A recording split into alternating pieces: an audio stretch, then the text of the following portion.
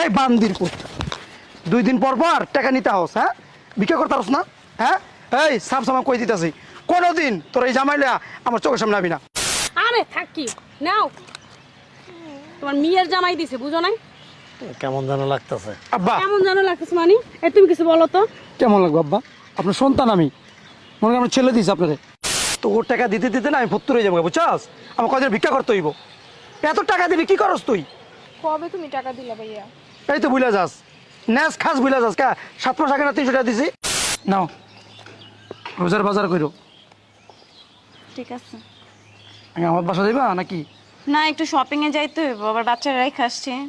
ও দাও লাঠি দাও। এই শোন, এদিনে তুই খরচ কর, আবার লাগলে আবার আসবি, ঠিক আছে। ঠিক আছে? আসো। এই শোনো, কি হইছে আবার? আমার বোন তো আসবো আজকে, কালকে তো রোজা, রোজার জন্য বাজার করবে, ওরে 50,000 টাকা দিও। আচ্ছা ঠিক আছে আসো।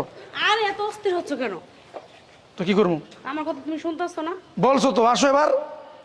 আরে দাঁড়াও দেখি, ফোন দিচ্ছে। হ্যালো, হ্যাঁ হ্যাঁ চলে আসো। এই তো এই জায়গায় আই।